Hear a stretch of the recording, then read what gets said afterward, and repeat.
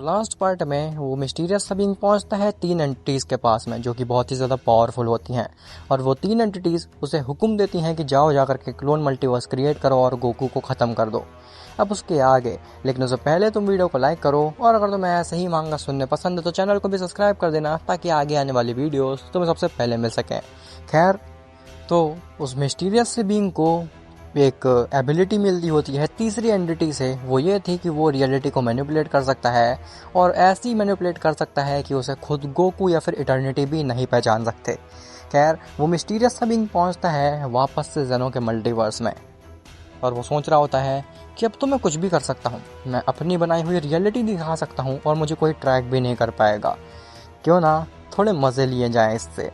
जिसके बाद वो मिस्टीरियस सा बीइंग पहुंचता है बीरस के प्लेनेट पे। जहाँ पहुंचने के बाद वो ये डिसाइड करता है कि गोकू के बेटे के साथ कुछ मज़े लिए जाएं। वो मिस्टीरियस सा बीइंग एक ऐसी रियलिटी क्रिएट कर देता है जहाँ पे गोहान को ये दिख रहा होता है कि वो मिस्टीरियस सा बीइंग गोकू को मार रहा होता है, और गोकू को ऑलमोस्ट उसने ख़त्म ही कर दिया होता है। गोकू ज़मीन में पड़ा होता है, और वो मिस्टीरियस सा बीइंग गोकू के ऊपर पैर रखे होता है। गोहान कहता है कि ये आप क्या कर रहे हो, मेरे गोकू फादर को छोड़ दो, आप ऐसा नहीं कर सकते। जिसके बाद वो मिस्टीरियस बीइंग गोकू को ख़त्म कर देता है, और ये चीज़ देख करके गोहान बहुत ही ज़्यादा पागल हो जाता है। वो इतना ज़्यादा रेज करने लगता है कि आसपास के प्लैनेट्स ही तबाह होने लगते हैं। वीस और वीरस काफ़ी रोकने की कोशिश करते हैं गोहान को, लेकिन गोहान नहीं रोक रहा होता। वीस और वीरस को समझ ही नहीं आ रहा होता है कि आखिर ये रेज क्यों कर रहा है। तभी वीस, वीरस, वजीटा, ब्रोली ये चारों ही रेज हो जाते हैं, और गोहान इतना ज़्यादा रेज कर रहा होता है कि वो उस मिस्टीरियस से बीइंग की बनाई हुई रियलिटी को ही ब्रेक कर देता है। जिसके बाद गोहान जाता है सीधा उस मिस्टीरियस बीइंग के ऊपर अटैक कर देता है। वो मिस्टीरियस बीइंग कहता है, नामुमकिन, आखिर ये पॉसिबल कैसे है? लॉर्ड ने तो कहा था कि इसे खुद गोकू भी नहीं कर सकता है ब्रीच, आखिर इस बेटे ने कैसे कर दिया है इस रियलिटी को ब्रीच? मैं इस चीज़ को नहीं मान सकता, मुझे यहाँ से भागना होगा, नहीं तो ये मुझे भी ख़त्म कर डालेगा।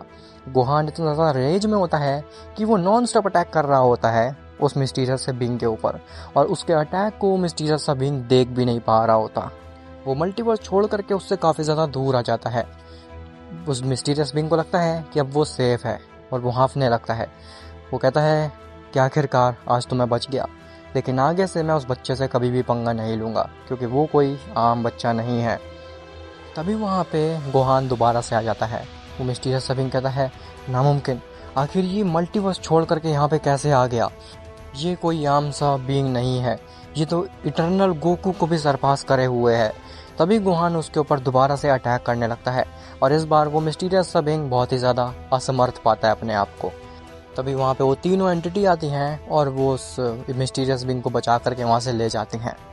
गोहान काफ़ी ज़्यादा गुस्से में होता है, रेज में होता है, कि वो इतना ज़्यादा चीखता है कि आसपास के जो मल्टीवर्स होते हैं उसमें काफ़ी ज़्यादा इम्पैक्ट पड़ता है।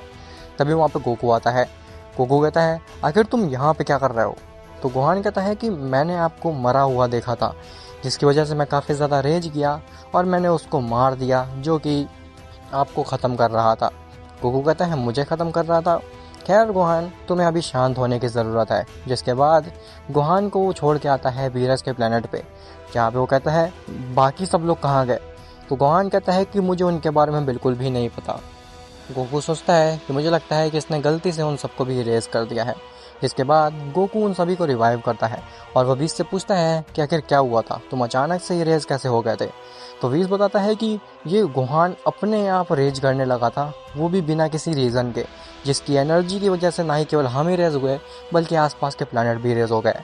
गोकू कहता है, इसका मतलब है कि उस बीइंग ने रियलिटी को मैनिपुलेट किया था, जिसकी वजह से गोहान को समझ ही नहीं आया कि ये असलियत है या फिर झूठ। खैर, अब मैं उस बीइंग को ढूंढ करके खुद ही ख़त्म कर दूंगा। तुम्हारा बहुत बहुत शुक्रिया गोहान। जिसके बाद गोकू वहाँ से गायब हो जाता है। खैर, वही तीन एंटिटीज़ के सामने वो मिस्टीरियस बीइंग दोबारा से आता है। वो कहता है कि मुझे माफ़ कर दीजिए, मैं तो बस थोड़ा सा मज़े लेना चाहता था।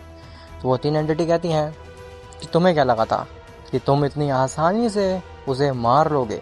वो कोई आम सा बीइंग नहीं है, तुम ये बात जान लो।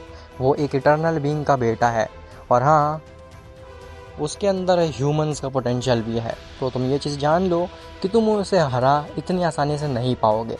और हाँ, तुम्हें हमने जो काम करने के लिए कहा था तुम्हें वो करना चाहिए था, बजाय कि उस बच्चे को परेशान करने के।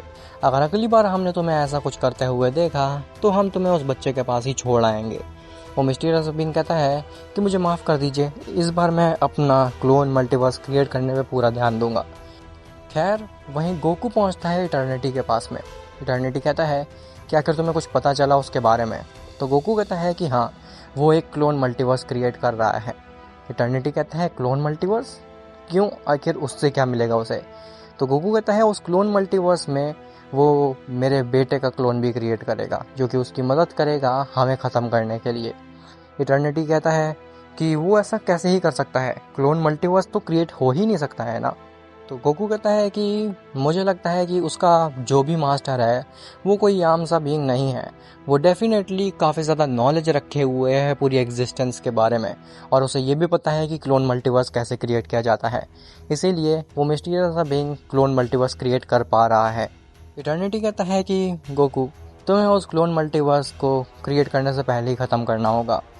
गोकू कहता है लेकिन आखिर इतना क्या इम्पोर्टेंट है, हम उसे क्रिएट होने के बाद भी तो ख़त्म कर सकते हैं। तो इटर्निटी कहता है ऐसा नहीं, क्योंकि अगर वो केवल मल्टीवर्स का क्लोन कर रहा होता तो कोई दिक्कत की बात ही नहीं थी, लेकिन वो तुम्हारे बेटे का भी क्लोन कर रहा है। और तुम जानते नहीं हो, लेकिन अगर कोई स्ट्रॉन्ग बीइंग का क्लोन किया जाता है तो उसका जो क्लोन होता है वो ओरिजिनल से 1000 टाइम ज़्यादा पावरफुल होता है। गोकू कहता है कि आखिर ऐसा कैसे पॉसिबल हो सकता है, एक क्लोन ओरिजिनल से ज़्यादा पावरफुल कैसे हो सकता है? तो इटर्निटी बताता है ऐसा इसलिए क्योंकि उस क्लोन के अंदर तुम और कुछ भी एबिलिटीज़ और पावर डाल सकते हो। क्लोन की कोई लिमिटेशन नहीं होती है, तुम उसे जितना पावरफुल बनाना चाहो उसे बनाया जा सकता है। और मुझे लगता है कि जो भी इन सब के पीछे है वो डेफिनेटली इतना पावरफुल तो होएगा कि वो उस क्लोन को इतना ज़्यादा पावरफुल बना दे कि वो गुहान से 1000 टाइम ज़्यादा पावरफुल हो जाएगा, जिसके बाद हम भी उसे नहीं रोक पाएंगे। गोकू कहता है अगर ऐसी बात है तो फिर आपकी बात सही है, मुझे उस मल्टीवर्स को क्रिएट होने से पहले ही तबाह करना होगा। लेकिन उसे रियलिटी को मैनिपुलेट करना भी आता है, तो हो सकता है हमें काफ़ी ज़्यादा डिफ़िकल्टी हो उस क्लोन मल्टीवर्स को फाइंड आउट करने में। लेकिन चाहे जो भी हो, मैं उस क्लोन मल्टीवर्स को फाइंड करूँगा और पूरी तरीके से तबाह कर दूँगा। आप बिल्कुल भी चिंता मत करिए। इटर्निटी कहता है हाँ, मुझे तुम्हारे ऊपर पूरा भरोसा है, तुम मेरी उम्मीदों पे ज़रूर खरे उतरोगे। जिसके बाद गोकू वहाँ से चला जाता है। अब क्या गोकू उस क्लोन मल्टीवर्स को बनने से रोक पाएगा? और आखिर वो मिस्टीरियस सा बीइंग है कौन, अभी तक पता ही नहीं चला। और आखिर वो 3 एंटिटीज़ भी कौन है जिसके बारे में भी हमें नहीं पता चला है। खैर, वो सब तुम्हें पता चलेगा नेक्स्ट पार्ट में।